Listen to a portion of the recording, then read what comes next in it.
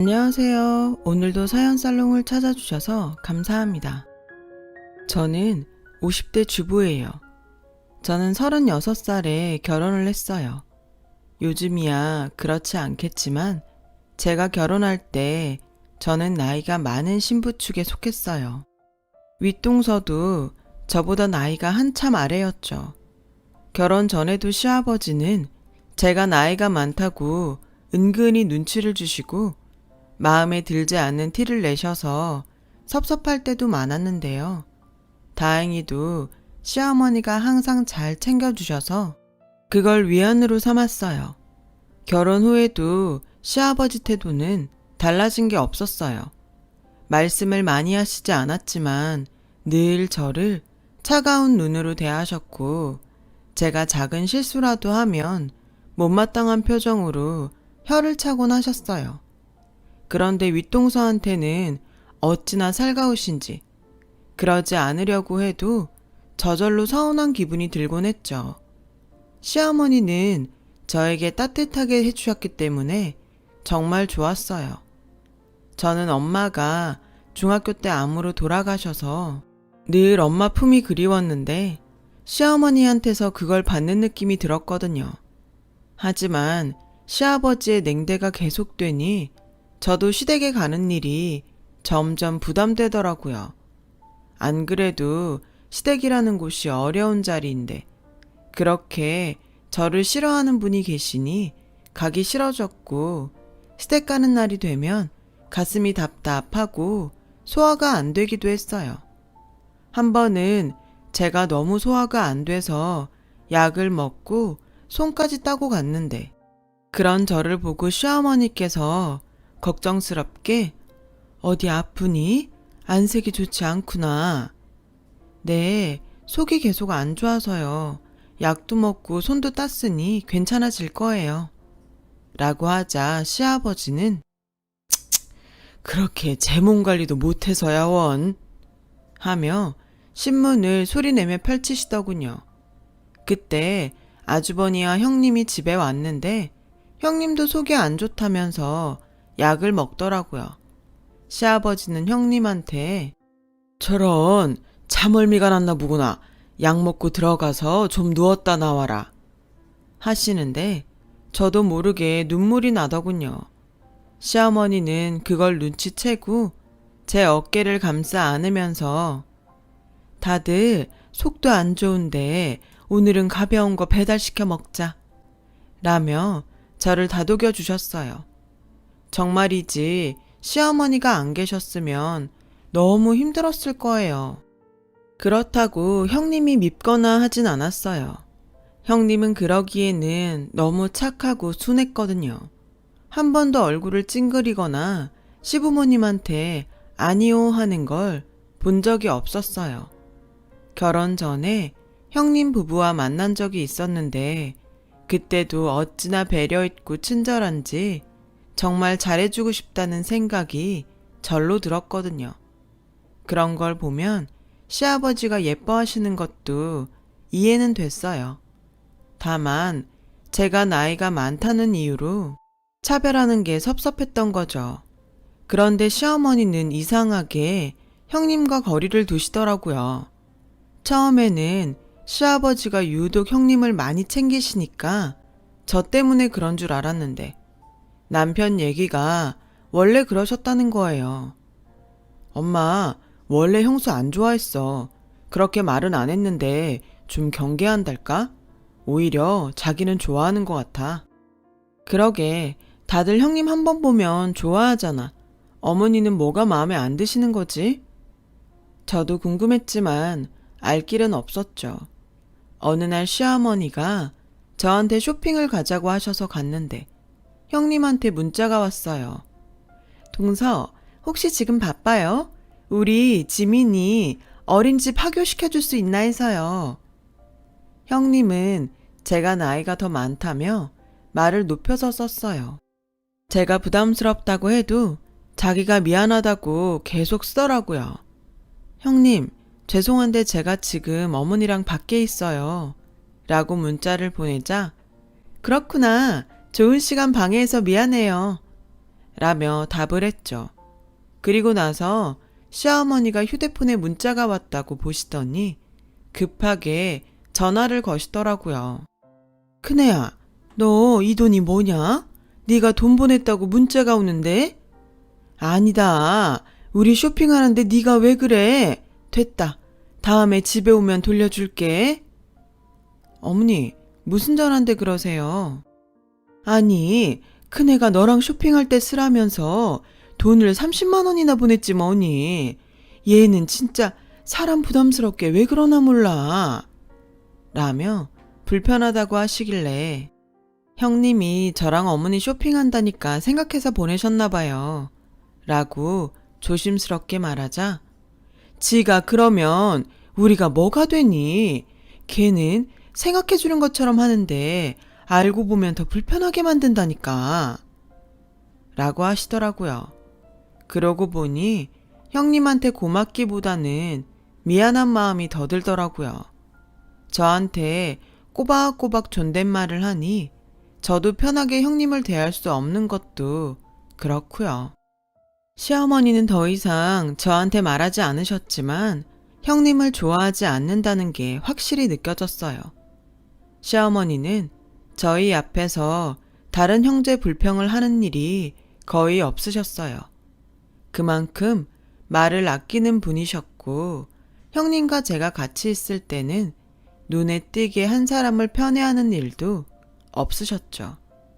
저는 그런 시어머니가 좋았어요. 남에 대해 말하지 않는 게 믿음이 가고 듬직했거든요. 결혼하고 3년 정도 됐을 때 저희 큰딸이 태어났어요.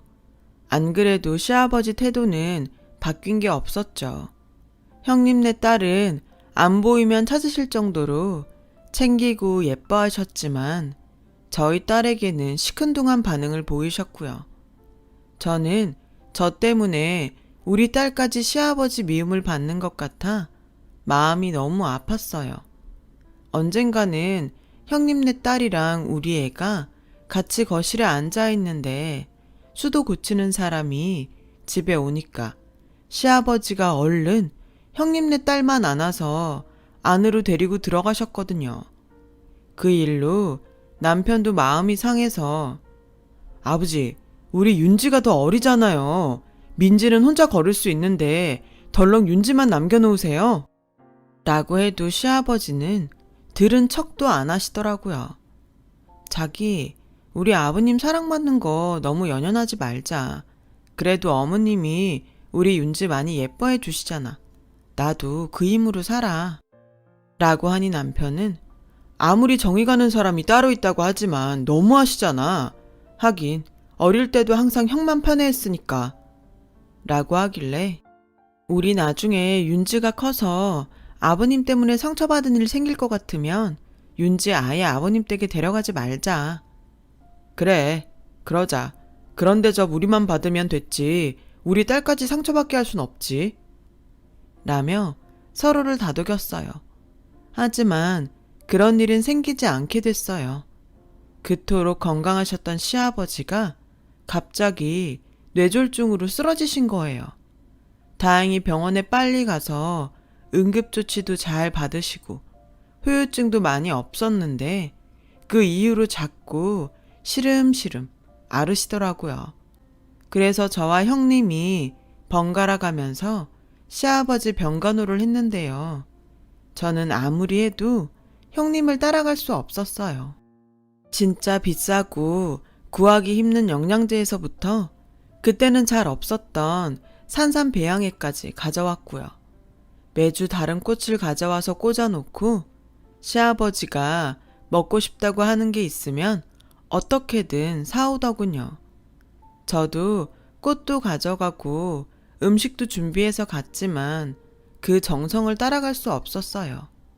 시아버지가 입맛이 까다로워서 찾으시는 것도 시중에서 안 파는 게 많아 저는 찾아보다가 포기하는데 형님은 어떻게 그렇게 구하는지 대단하다고 생각했죠.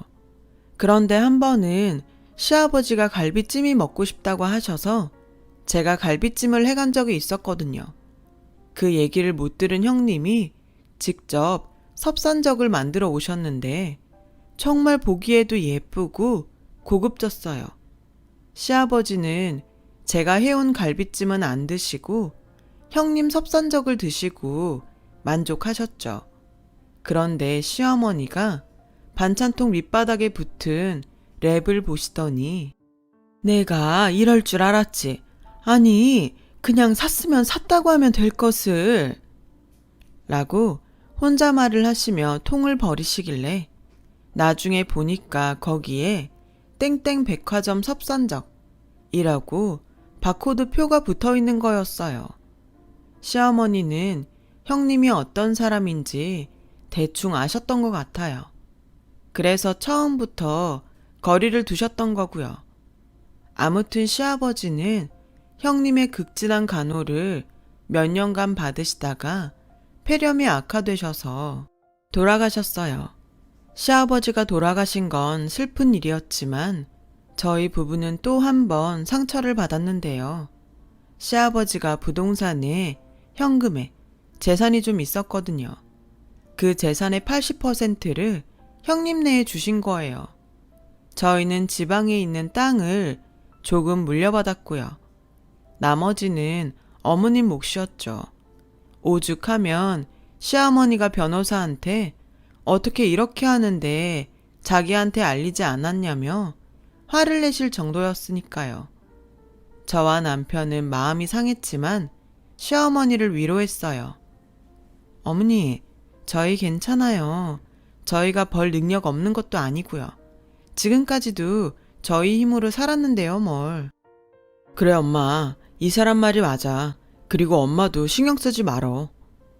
저도 남편 말처럼 시어머니한테 고마웠어요.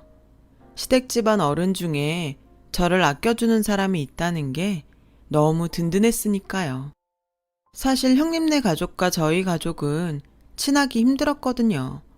아무래도 형님네가 시아버지한테 편애를 받으니까 저희가 마음을 터놓고 가까이 지내기 어렵더라고요. 그리고 언젠가부터 아주버님도 저희를 은근히 무시하셨고요. 그렇게 쌓이다 보니 왕래도 별로 없었는데 재산까지 이렇게 형님네가 거의 가져간 마당에 시어머니마저 우리를 챙기지 않았으면 정말 힘들었을 거예요. 아무튼 재산 상속은 그렇게 마무리가 되었죠. 그리고 나서 형님은 시어머니한테 저희가 재산도 이만큼 받았으니까 어머니를 저희가 모시는 게 맞는 것 같아요. 괜찮다. 나는 혼자 지낼 수 있어. 지금처럼 여기서 살면서 가끔 너랑 둘째나 보면 되지. 라고 하셨지만 형님이 끝까지 우겨서 시어머니와 형님네가 합치게 됐어요. 그때 우리는 남편 직장일로 지방에서 살고 있었어요. 거리가 멀다 보니 시어머니한테 자주 가기 어려웠어요.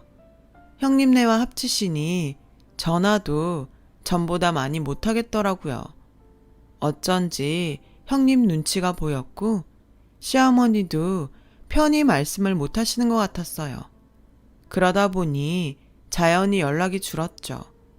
그렇게 시간이 꽤 흘렀어요.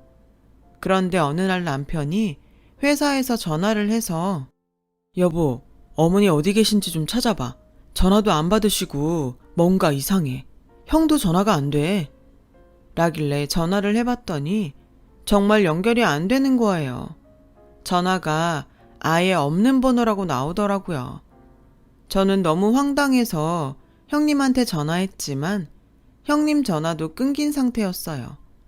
정말 느낌이 안 좋더라고요. 그래서 일단 기차표를 끊고 형님 댁으로 무작정 찾아갔어요. 그런데 전혀 모르는 아줌마가 나오시는 거 아니겠어요? 아줌마, 여기 언제 이사 오셨어요? 여기 원래 살던 사람들 모르세요? 나 여기 이사 온 지 석 달 좀 더 됐는데 여기 살던 사람들 외국 나간다고 하더라고요. 그럼 그때 혹시 할머니 못 보셨어요? 저희 시어머니거든요. 할머니요. 아, 그러고 보니까 나 처음 이 집 보러 왔을 때 요양원 차가 와서 어떤 할머니 태워가는데 나 못 간다며 시끄러웠는데 그분인가? 아무래도 일이 생겼다는 직감이 들었어요.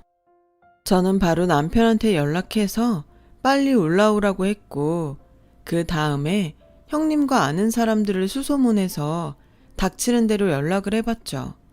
그러자 형님 소식을 아는 여자가 나타났어요. 걔네 미국으로 이민 간다고 작년부터 그랬는데 형제인데 몰랐어요? 네, 저희는 들은 게 없어요. 어머니 소식도 모르고요. 라고 하자 그 여자는 시어머니 치매 와서 자기는 못 돌본다고 요양원 입원시켰단 얘긴 들었어요. 라는 거였어요. 그렇게 건강하고 기억력 좋던 시어머니가 치매라니. 저는 믿을 수가 없었어요. 저는 남편이 올라오자마자 이사 온 사람이 봤다는 요양원부터 찾아갔어요. 하지만 시어머니는 거기 안 계셨어요. 그분 한 달만 있다 나가셨어요. 며느리가 다른 요양원으로 옮긴다고 했거든요.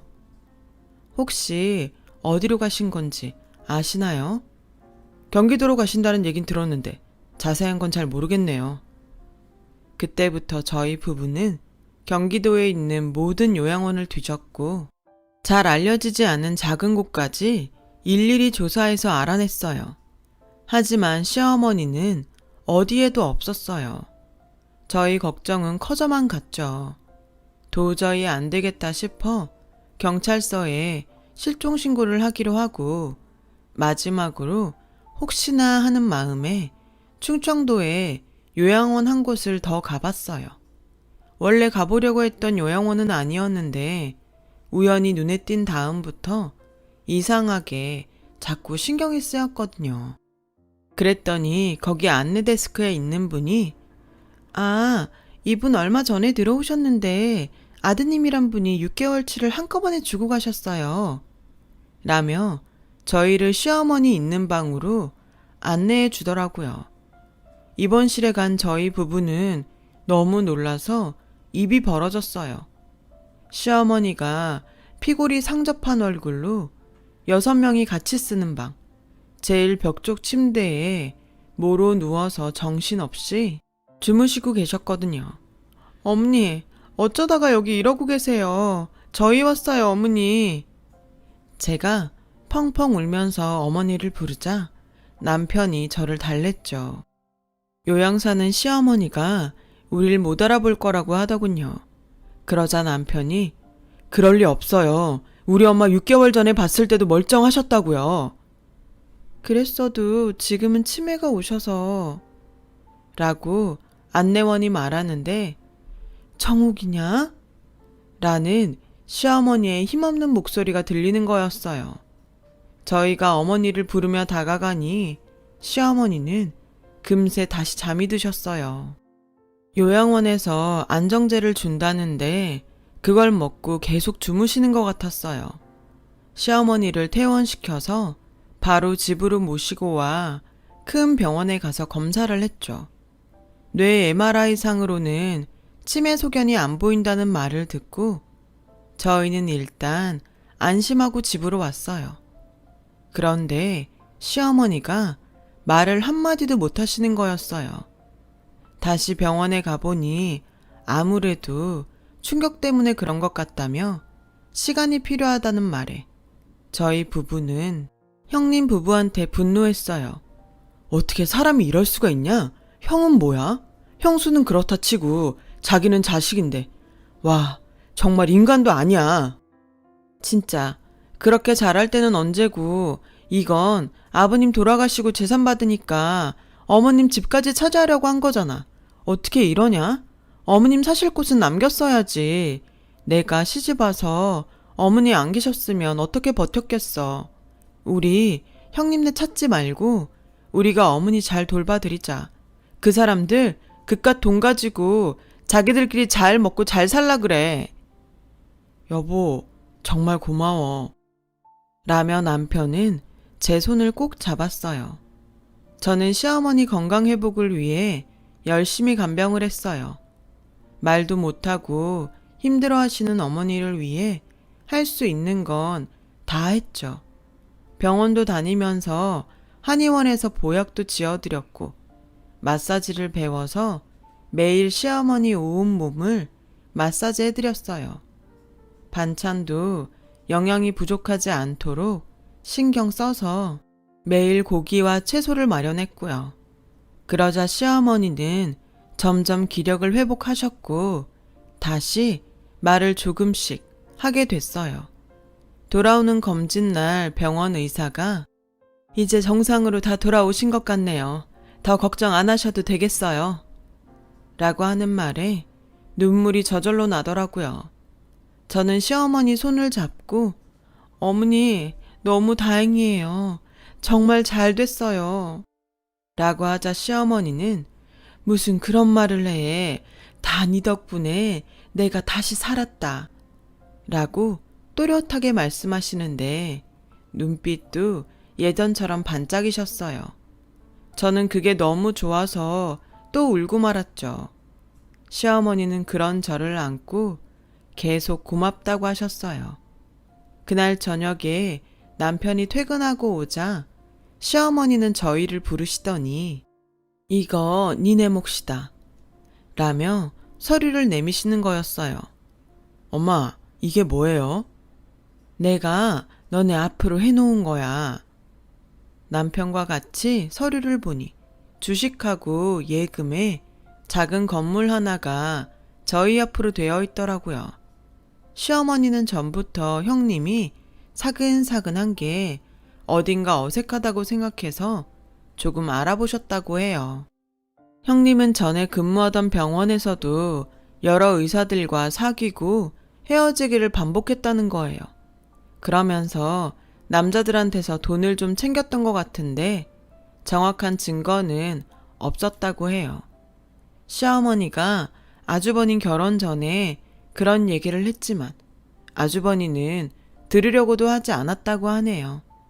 시아버지도 착하고 말 잘 듣는 형님을 좋아했고요. 결국 결혼을 시키긴 했지만 형님이 좋아지진 않으셨대요. 그렇다고 내 자식으로 들어온 아이를 무턱대고 미워할 수도 없고 나도 참 힘들었다. 그래서 큰애가 나를 요양원으로 보낼 때 거기선 내가 미워하는 마음이 있어서 벌받나 보다 했지. 시어머니는 시아버지가 돌아가시고 분명히 형님이 남은 재산도 탐을 낼 것 같아서 미리 준비를 하셨대요. 그래서 시아버지가 시어머니에게 준 건물과 예금을 저희 부부 명의로 해놓고 원래 시어머니가 갖고 있던 주식들도 저희 앞으로 해놓으셨다는 거예요. 주식은 시어머니가 젊을 때부터 갖고 있던 건데 지금은 몇십 배가 됐다고요. 형님이 시어머니한테 있는 재산들까지 받아내려다가 아무것도 없다는 걸 알고는 시어머니를 요양원에 보낸 거였어요. 그것도 처음에는 남의 눈을 의식해서 좋은 데로 보냈다가 나중에 허름하고 작은 곳으로 다시 옮겼던 거죠. 정말 그런 치밀한 생각을 하고 있었다는 게 너무 소름 끼쳤어요. 어머니, 그래도 어머니 살아계신데 저희가 이걸 받을 순 없어요. 맞아요, 엄마. 이건 엄마 갖고 계세요.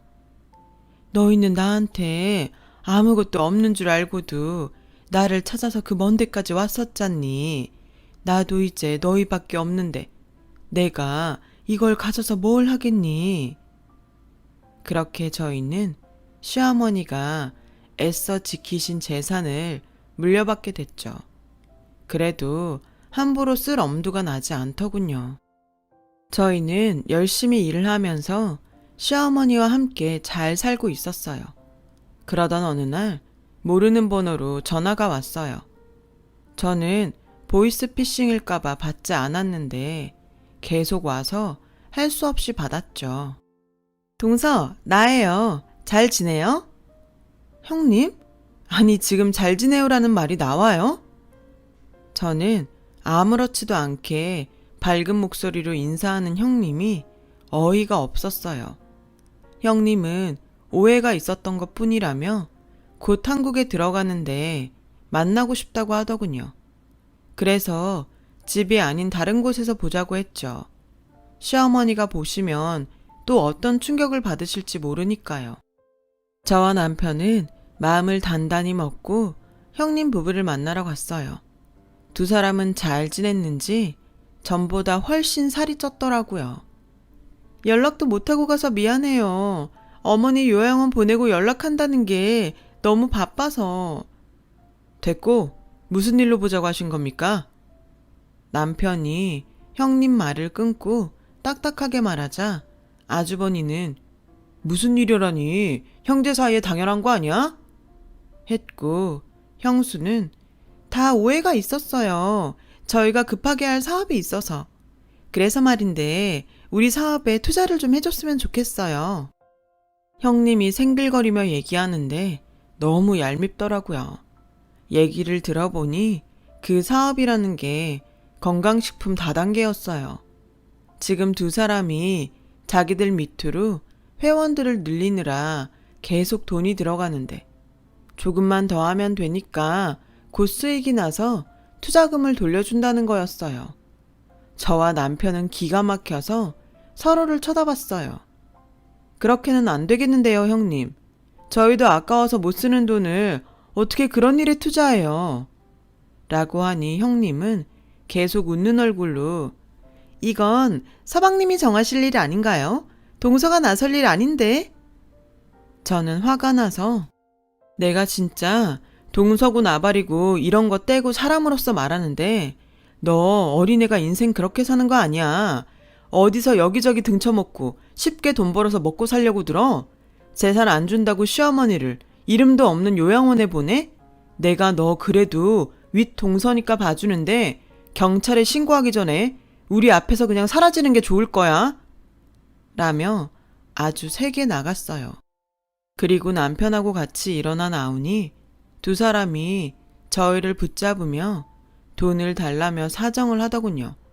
아, 다 듣기 싫다니까요. 정말 경찰 부를까요?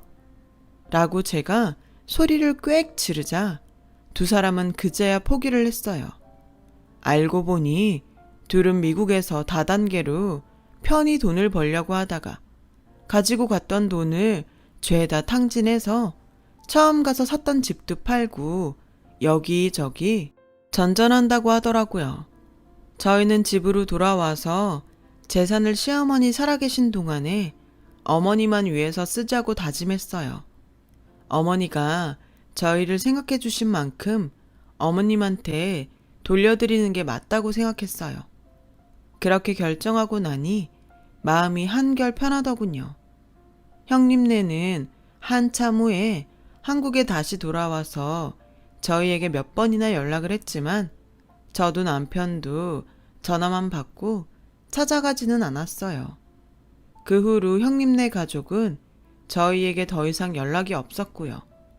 그래도 남편 핏줄이니 걱정도 되고 생각이 날 때도 있지만 시어머니한테 했던 걸 생각하면 괘씸해서 견딜 수가 없었어요. 시아버지도 속인 거나 마찬가지고요. 돈 때문에 사람을 이렇게까지 만들 수 있다는 거 보니 그 힘이 대단하긴 한가 봅니다. 지금도 저희는 시어머니와 잘 살고 있어요. 시어머니는 여전히 정정하시답니다. 저희는 많은 욕심 내지 않고 아이 잘 키우고 어머니 건강히 잘 모시며 잘 살아가고 싶습니다. 제 사연 들어주신 분들 감사하고요. 모두들 평안한 하루 되시길 바랄게요. 감사합니다. 행복하세요. 여러분, 사연 댓글에 응원과 현명한 조언 부탁드려요. 좋아요와 구독은 저에게 큰 힘이 됩니다. 오늘도 좋은 일 가득하세요.